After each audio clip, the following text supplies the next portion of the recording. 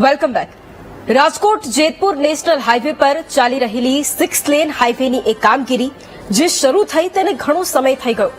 મંથર ગતિએ ચાલતી આ કામગીરીને કારણે સૌરાષ્ટ્રના લાખો લોકો મુશ્કેલીનો સામનો કરી રહ્યા છે. જેતપુરની આસપાસના વિસ્તારોમાં ડાયવર્ઝન, ખાડાઓ, કાદવ અને પાણી ભરાવાને લીધે લાખો લોકો દરરોજ કલાકો સુધી ટ્રાફિક જામમાં ફસાયેલા રહે છે. આ સમસ્યા સોમનાથ, જૂનાગઢ સહિતના પ્રવાસન સ્થળોથી રાજકોટ તરફ જતા વાહન ચાલકો માટે પણ હવે મોટી મુશ્કેલી બની ગઈ છે. 1200 કરોડ રૂપિયાના આ પ્રોજેક્ટનું કામ 2 વર્ષમાં પૂર્ણ કરવાનું હતું. જોકે સમયસર પ્રોજેક્ટ પૂર્ણ ન થતા હવે 1 વર્ષનું એક્સટેન્શન મળ્યું છે. દરરોજના ટ્રાફિક જામથી વાહન ચાલકોના સમય, ઈંધણ અને પૈસાનો વ્યય થાય છે. વાહન ચાલકોની આટલી મુશ્કેલી અને છતાંય કામ ઝડપથી કરવાને બદલે સાવ ધીમી ગતિએ કામ કરવામાં આવી રહ્યું છે. જોકે ટેક્સ વસૂલાતમાં કોઈ જ કચાશ નથી રાખવામાં આવતી. રાજકોટથી જેતપુરનું અંતર 70 કિલોમીટર છે અને આ દરમિયાન 2 ટોલ બૂથ આવે છે. પીઠડિયા ટોલ પ્લાઝાથી ભરૂડી ટોલ પ્લાઝા માત્ર 40 કિલોમીટરમાં આવે છે. આ મુદ્દે કોંગ્રેસ પક્ષે વિરોધ પણ નોંધાવ્યો છે, કારણ કે બંને જગ્યાએ ટોલ વસૂલવામાં આવે છે. રોડની કામગીરી પૂર્ણ ન થાય ત્યાં સુધી ટોલની વસૂલાત ન થાય તેવી માંગ કોંગ્રેસે કરી છે. હવે સવાલ અહીંયા એ છે કે 6 લેનની કામગીરી ચાલુ હોય તેવામાં ઉઘરાણી કરવાનો પરવાનો કોણ આપે છે? જેતપુર રાજકોટ હાઈવે પર ટોલના ઉઘરાણા સામે લોકોએ કેમ વિરોધ કર્યો છે?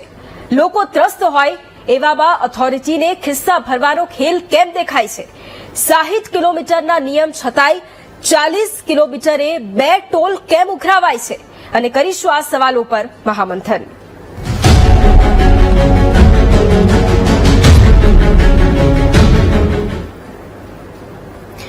અને જ્યારે લાખો લોકો એ માર્ગ પરથી પસાર થતા હોય અને દરરોજ એ પ્રશ્નો ઉઠાવતા હોય કે શા માટે આવું થઈ રહ્યું છે, અને એટલા જ માટે આ મુદ્દે ચર્ચાની શરૂઆત કરવી છે. ચર્ચા માટે આપણી સાથે ભાજપ નેતા તરુણભાઈ બારોટ જોડાયા છે. તરુણભાઈ, સ્વાગત છે આપનું મહામંથનમાં.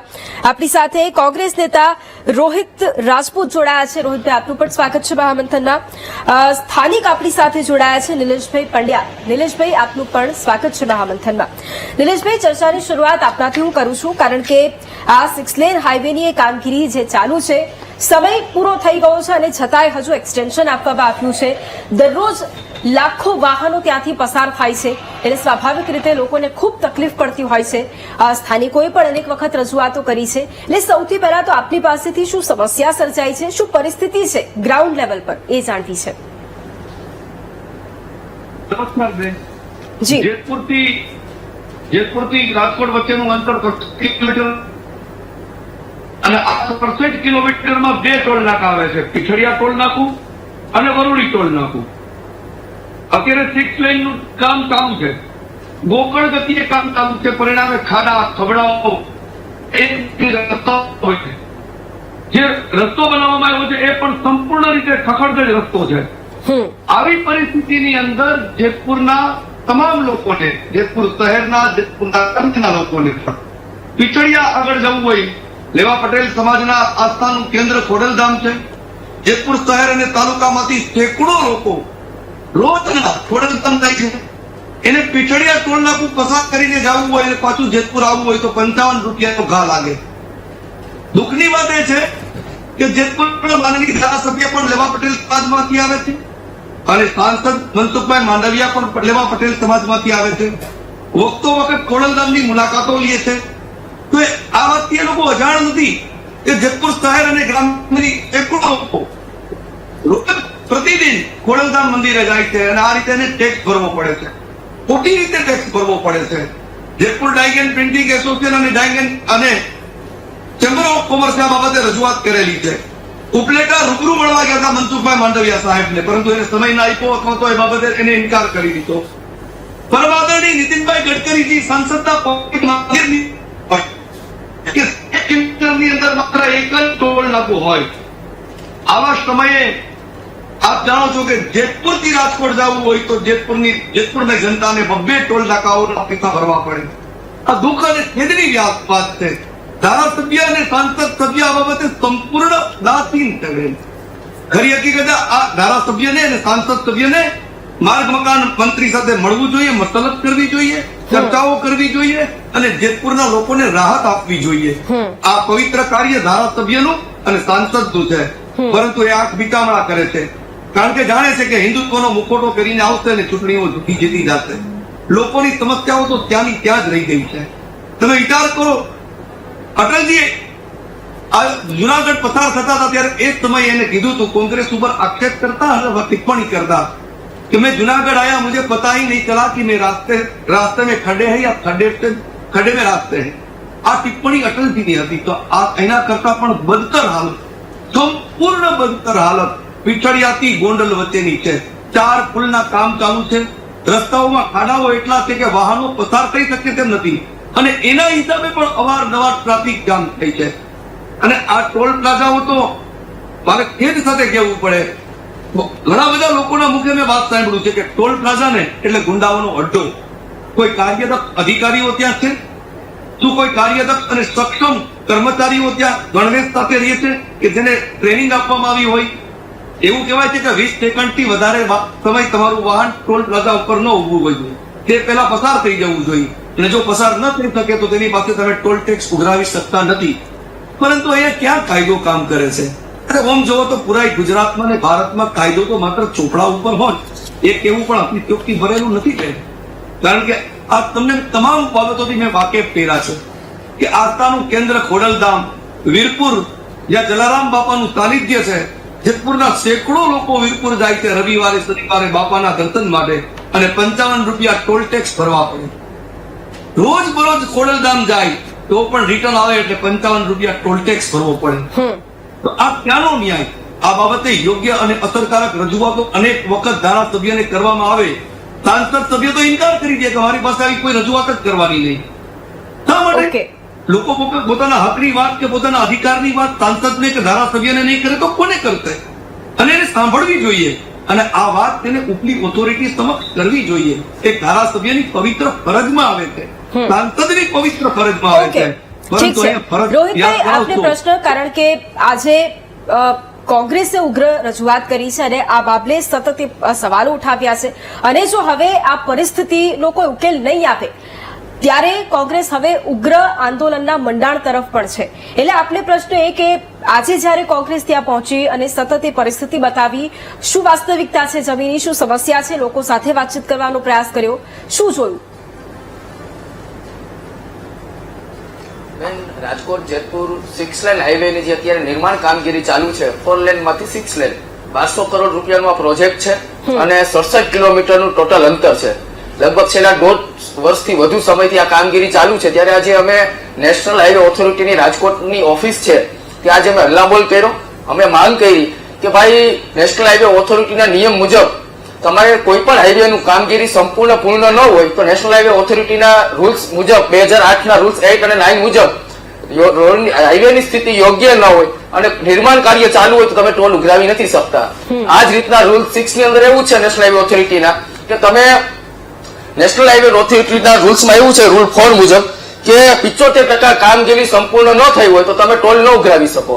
આ અલગ અલગ મુદ્દાઓ સાથે અમે રજૂઆત કરી છે કે રોજ 2 થી 3 કલાકના રોજ ચક્કાજામ, ટ્રાફિક ચક્કાજામ થાય છે. સામાન્ય રીતના રાજકોટથી જુનાગઢ જવું હોય તો 1.25 કલાકથી 1.5 કલાકનો સમયગાળો થાય, પરંતુ અત્યારે જે સ્થિતિ રોડની છે, બદતર હાલત છે, કમરતોડ રસ્તાઓ છે, 4-4 કલાકના ટ્રાફિક ચક્કાજામ થાય. અત્યારે તમે આ હાઈવેની કામગીરીને કારણે 5 થી 6 કલાક જેટલું જુનાગઢ સુધી પહોંચવાનું સમય લાગે છે. ખાસ કરીને એમ્બ્યુલન્સો ફસાઈ જાય છે. જે દર્દીને ઇમરજન્સીમાં રાજકોટ મલ્ટી સ્પેશિયાલિસ્ટ હોસ્પિટલમાં સારવારની ઇમરજન્સી જરૂરિયાત હોય, એમને યોગ્ય સમયસર સારવાર ન મળે તો તેમાં દર્દીઓના મોત થાય છે. તેવાય અમારી પાસે અનેક રજૂઆતો આવી છે, અનેક સરપંચોની રજૂઆત આવી છે.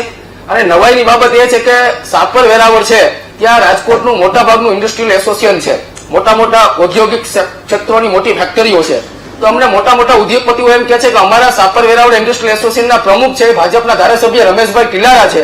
અમે અનેક વખત રજૂઆતો કરી રોહિતભાઈ, ભાજપના ધારાસભ્ય છે એટલે કાંઈ નહીં બોલી શકે. તમે આ બાબતે અવાજ ઉઠાવી લો, અમે તમારી સાથે છે, તમારે તન મન ધનથી સાથે છે.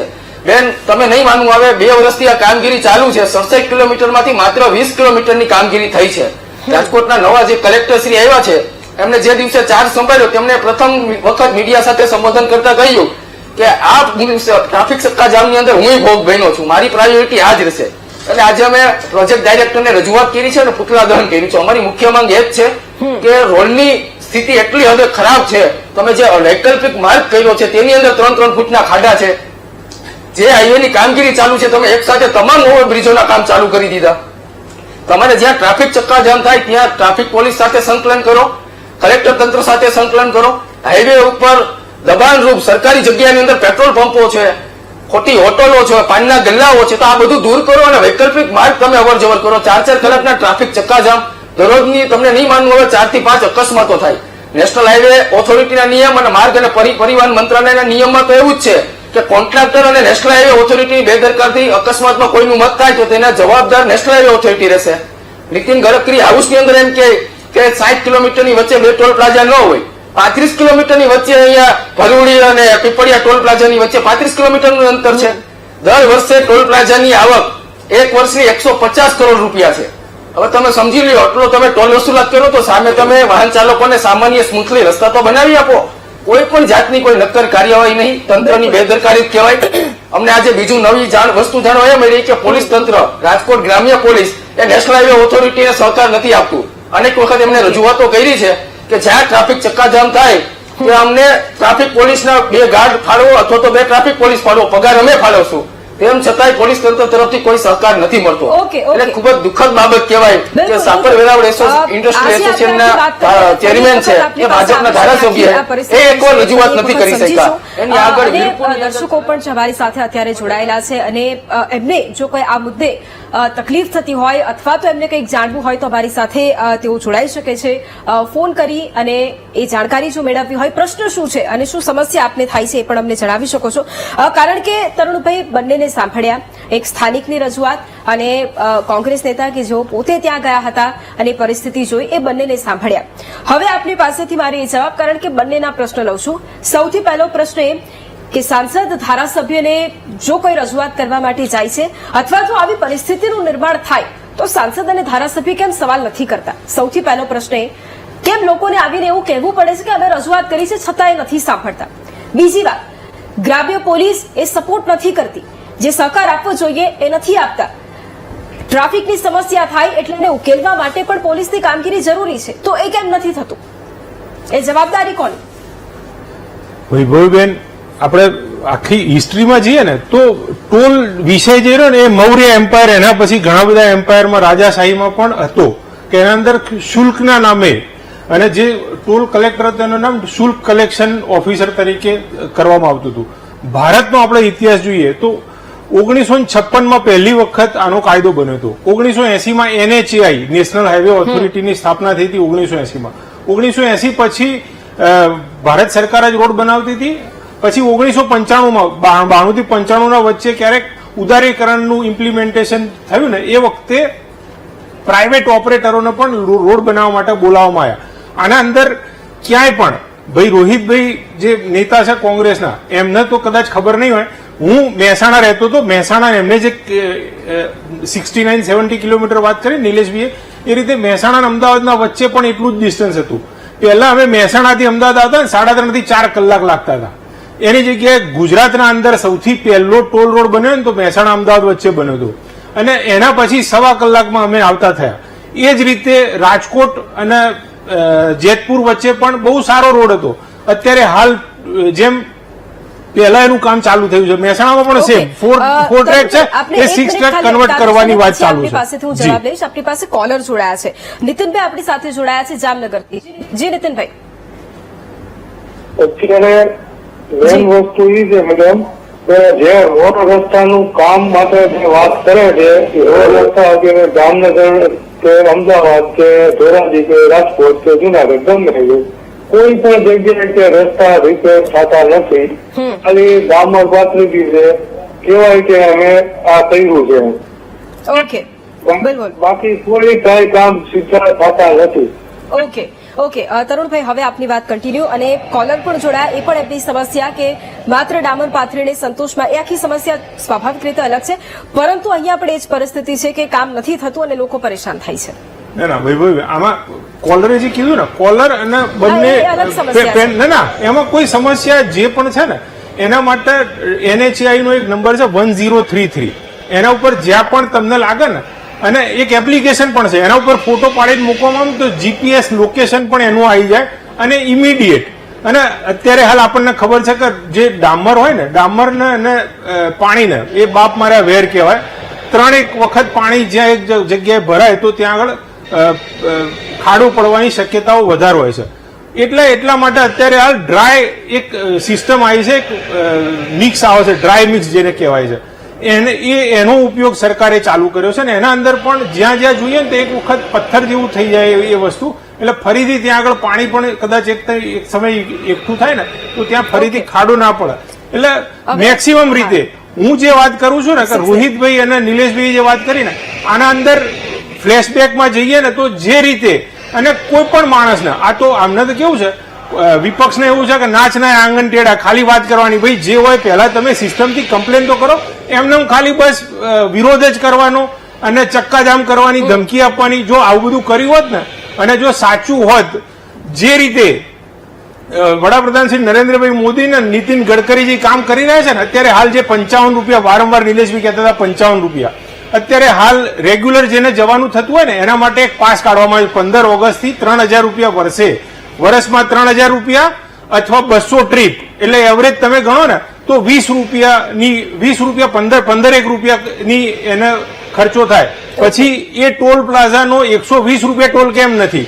એટલે આ બધી ફેસિલિટી જે ખરી ને એ ક્યાંય પણ ચોરી ના થાય ને. પહેલા આપણને ખબર છે કે ટોલ પ્લાઝા ઉપર કેવી રીતે ચાલતું હતું, અત્યારે હાલ ખાલી ફાસ્ટેગની ઇમ્પ્લિમેન્ટેશન અથવા ડિજિટાઇઝ પછી વારંવાર એક વસ્તુ આવે છે કે સમય બગડે છે ટોલ પ્લાઝા ઉપર, તો સમય ના બગડે એના માટે પણ વ્યવસ્થા ગોઠવવામાં આવી છે. પ્લાઝામાં શું કામગીરી થઈ છે એની વાત નથી, એ 6 લેનની આપણે વાત કરી રહ્યા છીએ કે એની ઉપર પણ ક્યારેક ચર્ચા કન્વર્ઝન મેં કીધું મહેસાણાનો રોડ પણ 4 ટ્રેક છે, 6 ટ્રેક થવાનો છે અને આનું કામ ચાલુ થઈ ગયું છે. વાત કરી લઈએ. રામદેવભાઈ આપણી સાથે જોડાયા છે રાજકોટથી. જી રામદેવભાઈ.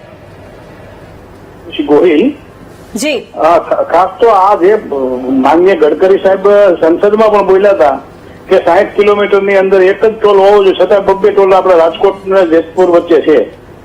એ બાબતે તરુણભાઈ કેમ કશું કહેતા નથી?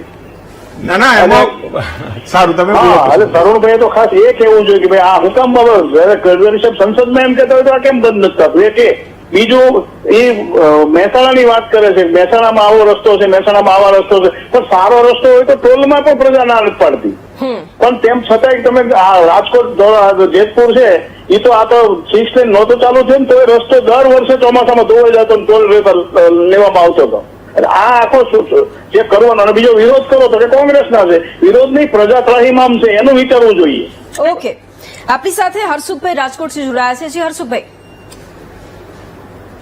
હેલો જી, આવે છે મારો અવાજ? હા બોલ. ઓકે, ફરી એક વખત કોલર સાથે સંપર્ક કરીશું, પરંતુ અત્યારે કારણ કે તરુણભાઈ આખી આ પરિસ્થિતિ જોઈ અને આપે એક સવાલ કર્યો કે વિરોધ પક્ષનું એ કામ છે વિરોધ કરવો, જાણવું નહીં, કદાચ રજૂઆત ન કરવી અને વિરોધ કરવો. રોહિતભાઈ, પ્રશ્ન આપને મારે હા કે નામાં જવાબ જોઈએ છે. વિરોધ કરતા પહેલા શું રજૂઆત કરવામાં આવી હતી? શું એ જવાબ માંગવામાં આવ્યો હતો?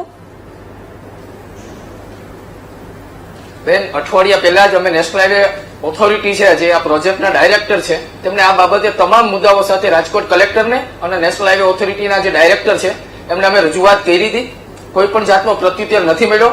આજે અમે એમને રૂબરૂ ગયા તો એમને રજૂઆત જ કરી છે અને ખુદ પોતે ડાયરેક્ટરે સ્વીકાર્યું છે કે હું આખા સૌરાષ્ટ્રવાસીઓની માફી માંગુ છું. ખૂબ જ રસ્તાની સ્થિતિ ખરાબ છે, હાઈવે પર દબાણ છે, એને લીધે અમે જે વૈકલ્પિક માર્ગ છે એ સિંગલ લેન જ કરી શક્યા છે અને રસ્તાની અંદર ખાડા છે પોતે ડાયરેક્ટરે સ્વીકાર્યું છે. અને તરુણભાઈ જે વાત કરે છે કે અમે મોદી સાહેબ આ કરે, ગડકરીજી આ કરે, તમે નવાઈ નથી કરતા. વાહન ચાલકો તમને પૂરતો ટોલ આપે છે, તમે દર વર્ષે 150 કરોડની ટોલની વસૂલાત કરતા હોય તો સામે તમે ખાલી સ્મૂથલી રસ્તા તો આપો. 4 કલાક એમ્બ્યુલન્સો ફસાઈ જાય. ખુદ એનો ભોગ હું બનેલું છું. મારા મમ્મીને જયારે ઇમરજન્સીની અંદર ગીર સોમનાથથી વેરાવળ લઈ આવવાના હતા 2 કલાક સુધી અહીંયા એમ્બ્યુલન્સ ફસાઈ ગઈ હતી. તો દર્દીઓને જે સમયસર સારવાર ન મળે તો દર્દી પોતે મરણ જીવન વચ્ચે જીવતો હોય ત્યારે તમે આવી રીતના જો તંત્રની બેદરકારીથી આ રીતના ટ્રાફિક ચક્કાજામ થાય એ કદાપી ચલાવી ન હોય. વિપક્ષ તરીકે અમારી જવાબદારી છે. આજે અમે નેશનલ હાઈવે ઓથોરિટીના અધિકારીને રજૂઆત કરી અને તે હલ્લાબોલ કર્યું છે. આવનારી 8 તારીખે અમારા ગુજરાત કોંગ્રેસના તમામ નેતાઓ આવશે અને કલેક્ટર ઓફિસે ઘેરાવ કરીશું. કારણ કે સૌરાષ્ટ્રવાસીઓના સમગ્ર દરરોજના 2.5 લાખ વાહન ચાલકો અહીંયાથી પસાર થાય છે. અને ઠીક સમગ્ર છે. સૌરાષ્ટ્રનો આ મુખ્ય ધોરીમાર્ગ છે. માત્ર ઔદ્યોગિક ક્ષેત્રની તમે પ્રવાસન હવે વિભાગથી માંડી છેલ્લા અને મારી સામાન્ય પાસે- લોકો જે ઓકે, દરરોજની ઓકે. અપડાઉન કરીને જે નોકરી કરે ઠીક તેની છે ઉપર રોહિતભાઈ. અસર કરતી આ આપણી મુશ્કેલી સાથે છે. રાજુભાઈ કોલર પણ જોડાયા છે, પહેલા તેમની પાસે વાત કરી લઈએ. જી રાજુભાઈ. હવે મેડમજી મેં હમણાં છે ને લગભગ ફેબ્રુઆરીમાં મેં બરોડાથી રાજકોટ અડધી કલાકમાં પહોંચ્યો અને રાજકોટ થી વીરપુર સુધી ને જયપુર સુધીના મારું જે ગાડીનું ડ્રાઈવ હતું 4 કલાક થઈ મારે. કેટલી? જી 4 કલાક. અને આ ભાઈ તરુણભાઈ બારોટ જે વાત કરે છે કે રસ્તા આ છે તે છે ને એ બધી રાજાશાહીની વાતો છોડી દો ને કઈ અને અચાનક વાસ્તવિકતાની વાત કરો કે ઓકે. પબ્લિકની શું હાલત છે અને રોડની શું હાલત છે. રાજાશાહીમાં તો પેલું ઓકે. કહેવાય ને, મેં આપણે હિસ્ટ્રીની કહેવાય. વડીલ મેં હિસ્ટ્રીની વાત કરી આપણી હતી. પાસે સમયનો અભાવ છે, એટલા માટે છેલ્લા હું તમામ ગેસ્ટ પાસેથી જવાબ લઈ લઈશ. તરુણભાઈ, છેલ્લા 30 થી 40 સેકન્ડમાં મારે એ જવાબ જોઈએ છે કે જ્યારે લોકો રજૂઆત કરે છે તો પછી કામગીરી કેમ નહીં? ટોલ વસૂલવામાં આવે છે જ કેમ જ્યારે એની કામગીરી જ નથી થઈ? એના મુદ્દે કેમ સવાલ નથી કરવામાં આવતા? બેન, ઓવરઓલ આખી સિસ્ટમ તમે જુઓ ને તો 4 ટ્રેક થી 6 ટ્રેક કન્વર્ઝન ચાલે છે.